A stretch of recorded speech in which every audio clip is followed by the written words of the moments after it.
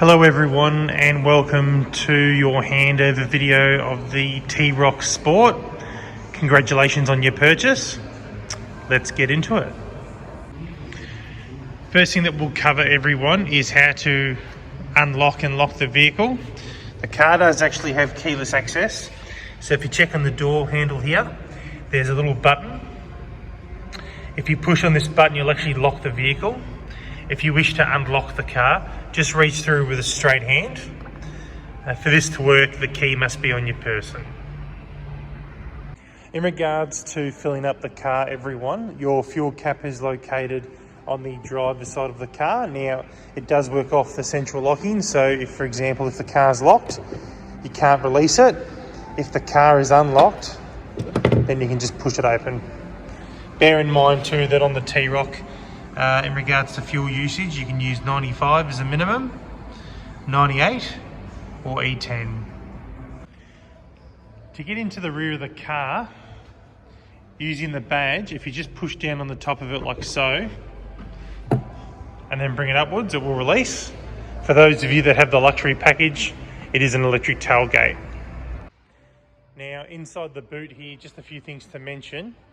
If you lift up the flooring, you do have your spare and any tools required to do a tyre change.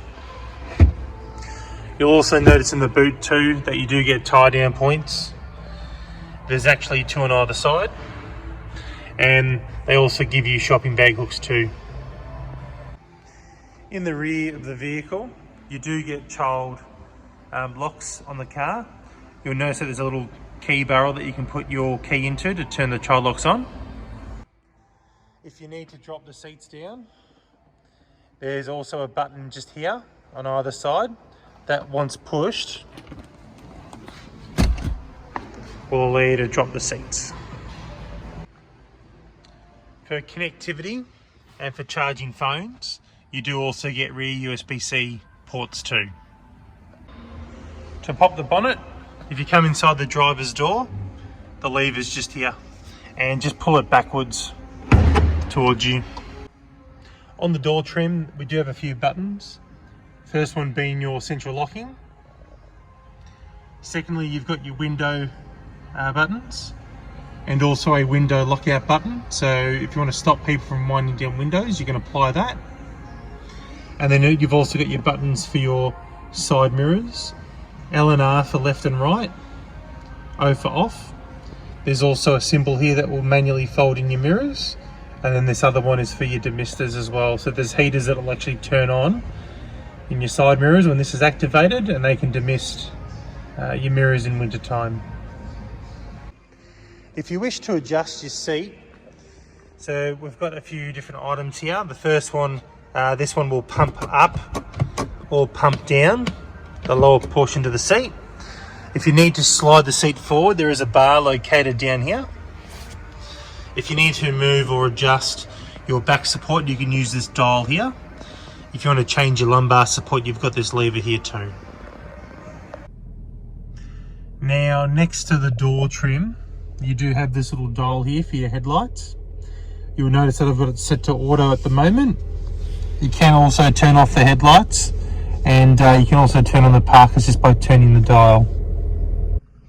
Now, around the steering wheel, we do have a bit going on. We do have buttons on the left and also on the right hand side. You also get paddle shifters on the left and the right hand side as well. On the right side, we have a button for voice control when you're inside Apple CarPlay and Android Auto. The view button just here, if you look at your digital dash, the view button can actually cycle between different styles that you can choose from. The left and the right hand silver button can actually change what's displayed in your center portion of the screen. Up and down can also activate depending on which menu you're in. It's really up to you as the driver how you would like your display set, and also what information it gives you back. On the left side, you've got your buttons for your adaptive cruise control. So this top button here will turn it on and off. Just take note that if it's on, and before it's set, your kilometre or your odometer will disappear. So at the moment that's your odometer there, it says 14. But if you activate or turn on the actual cruise control, it'll go to 3 dashes because it's waiting for you to set the speed. When you're ready to set the speed, just push set. If you want to resume the safe speed that you had previously, just hit resume. This button in the middle can actually change the distance between you and the car that's in front. So you'll notice that there's a little icon that's now shifting. So we can have 1, 2, 3, 4 or 5 seconds. If you're going to run the safety screen in the middle, or you can also do the same here as well if you choose to. Plus and minus will set the speed by 10. So for example, the minimum's 30. If I push the plus symbol, it'll go up by 10. If I push the minus symbol, it'll go down by 10. Res and set can also act as a +1 and a -1 as well. This button down the bottom is a quick reference for your safety items, so you can navigate this screen if you need to quickly turn off certain safety features if you wish. On the left hand side of the steering column you have your indicators. So to indicate to the right we push up, to indicate to the left we push down. And on the right stick you have your wipers as well. To engage automatic wipers, you can just flick up the stick to the first lock position. Another feature that the car has is auto high beams. So in a normal car, if you were to pull up the stick forward towards you, it'll engage a high beam, as you can see, via the blue icon. However, if you push and lock the stick forward, you'll notice that now it says an A in the middle of the white icon. So what that means is at night time, depending on what cars are in front of you, the car will now automatically operate your high beams. The last two items that I'll quickly talk about is you have volume control on the steering wheel, and on the other side you also have track selection or radio station selection too. Now in the center console you do have an electric park brake now. So instead of having a lever which you would pull up or release, you can either pull up the button to apply the park brake, or you can push the button down as well to release it. If you forget about it and you drive the car off, it will auto release. The auto hold button is like a handbrake start, so if it's applied, the car won't roll anywhere when you take your foot off the brake. It will not roll forward until you tap the accelerator. Next, we have our all-wheel drive system. So there's two parts to it here. You can either turn the dial to the left or to the right. So if we start here, we do have a snow mode. There's normal bitumen road, and there's also an off-road mode. They even give you a expert mode where you can actually change the features as well by just tapping on the screen. You'll notice that if you're on bitumen road, that you've actually got different drive modes that come up, so you can actually cycle through them by pushing the mode button in the center, as you can see, or you can just simply tap on the screen as well. If you're curious to know what changes depending on what drive mode you're on, you can just push the information button there.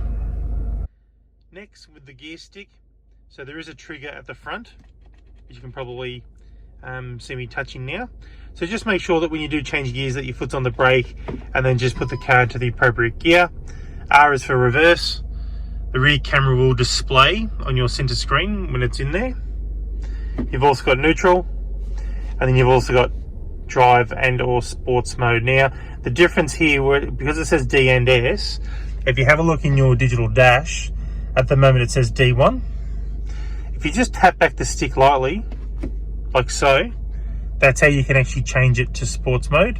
Or if you want to go back, just continue to flick it backwards.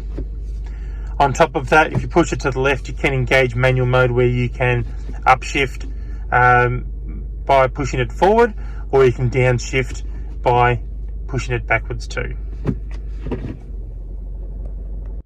Next, just above the gear stick, you've got your button to actually turn the vehicle on. just make sure that to engage the engine, just make sure your foot's on the brake pedal while you push the button. If you don't do that, you'll just turn the accessories on. Just ahead of the gear stick in the little cargo pocket, you've got 2 ports for USB-C charging. Above the USB-C ports, you have your air conditioning.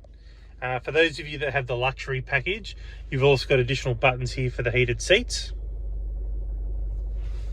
Now they're quite easy to control in regards to the aircon, so you do have fan power on the center dial. You have an off button here. The sync button will sync up all vents to the driver's position. So let's just say, for example, if I wanted to be a different temperature as the passenger, once I push the sync button, it will go back to that master position. If you push the menu button here, the screen will be displayed up the top, where you can still actually tap on the screen if need be. You can also control the fan power, and there's also a few options that come up down the bottom here too. The last thing that I'll mention is you've got max demist at the front windscreen and rear. You've also got just standard demisting at the front. You've also got where the airflow is going to, and recirculation from inside, and also AC or max AC as well. Now above the climate control, there's a few buttons that we've got too. So the main one being the hazard light. You've also got your park pilot. So if you engage this button here, the screen in the center will actually change to like a front and rear sensor view. So if the car's parked near objects, these white lines will actually appear, so you know what's happening. Below that too, you've got your button that will activate park assist, where the car can do self-parking.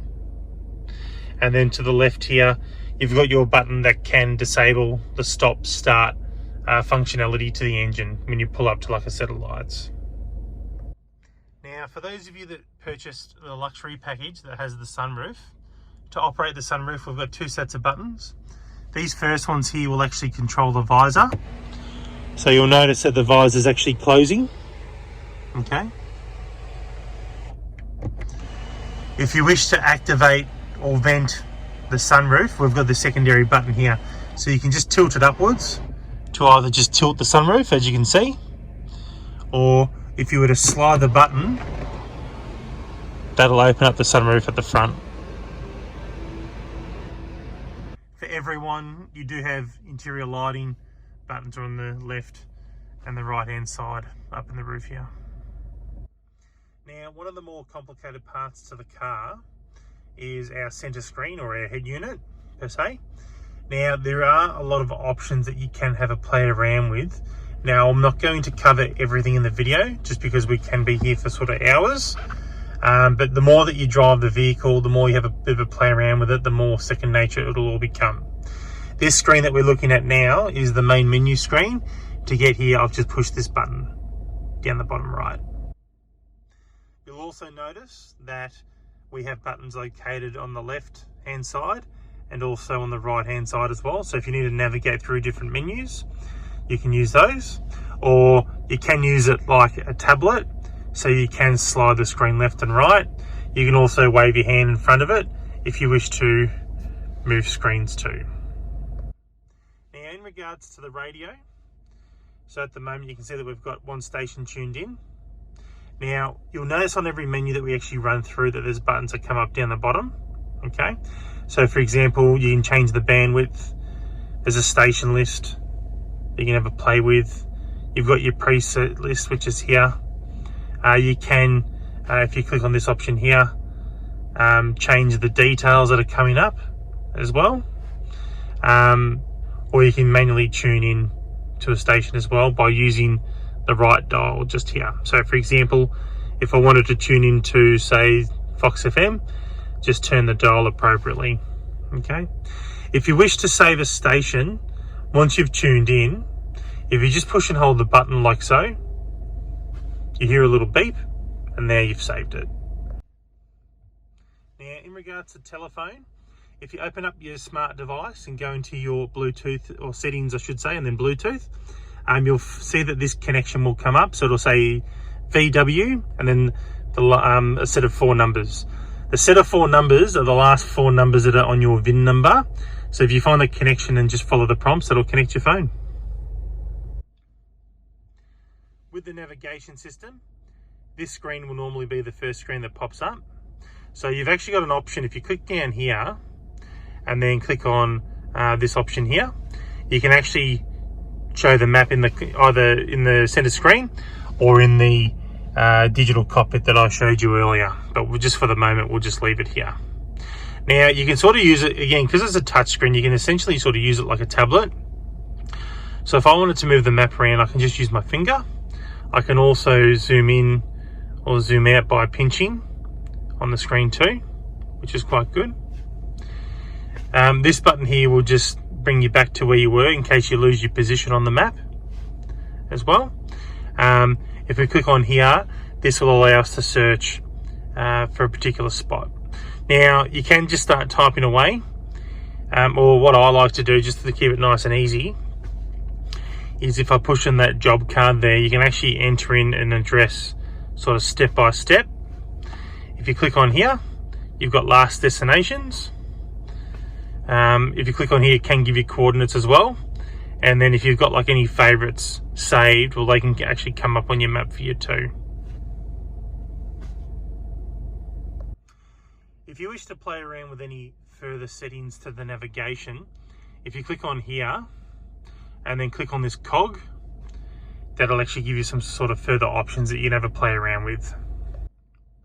In regards to having to play around or configuring your safety systems, if you click on assistance, this will bring you to the IQ drive, where essentially anything that's highlighted in blue, so for example we'll click here, you can interact with and obviously change the settings. So for example, like with our blind spot monitoring, you can see that that's now been activated. Things like the lane assist, again you can see that's all been activated as well. Also things like with the adaptive cruise control, you can actually play around with the settings. So for example, you can always have it turn on to the last distance that you had selected, or if you wanted to choose between 1, 2, 3, 4 or 5 seconds, each of these represent 1 second, very close being a 1 second gap, all the way down to very far, meaning a 5 second gap. If you wish to run Apple CarPlay and Android Auto, you can select App Connect. With this particular model, you do get wireless Apple CarPlay and Android Auto. If you'd like to check out our YouTube channel, we do have tutorials on how to set it up and how to use it. If you click on Vehicle, this will give you all of your driving data, and you'll notice down the bottom that we have a few different items to select from. They even give you like an off-road information screen too. If you want to change any of the car's settings, if you click on the cog button that I just showed you, these are a list of options. You can even scroll down for further options too. This part's quite useful because if you want to change the time and date, well, it can all be done here. If you wish to change the units, so for example, you might want to have PSI as opposed to bar for your tire pressure, well, you can change that if you wish. This is where the car will also let you know when it's due for a service, in case you're wondering when it's due. That screen will also pop up when it comes close to being due. You also get like a tire pressure monitoring system as well. So if you've had to pump up the tires, if you come in here and just reset it, well, you can do that as well. Just a few other things to mention. If you click on light, this is where you can switch on your light time for your actual headlights. Also with the interior lighting, you can customize how bright or how dull it is. And there's also a coming home and leaving home function too, where certain lights can actually stay on for a certain amount of time, which sort of gives you a bit of sort of ease when you walk into your front door. Well, you're sort of still a bit illuminated. Parking and maneuvering, this is where you can change the sensors. You can also make sure that your maneuver braking and your rear traffic alert has been activated. And even with mirrors and wipers, there's also a few extra sort of settings here that you can have a play around with too. You'll notice that on this particular vehicle that I've got the mirrors to fold in when locked. That's already been preset, but if you want to take that off, you can. The last thing that I would like to show everyone is on the second page of the main menu, you do have your aircon menu. There's a help guide, and if you want to click on settings here, this is where you can sort of further customize a few other items. Thank you everyone for taking the time to watch our video. It's really important to us. Don't forget to hit that like and subscribe button. If you have any further questions, do not hesitate to get in contact, and we'll see you on the next one.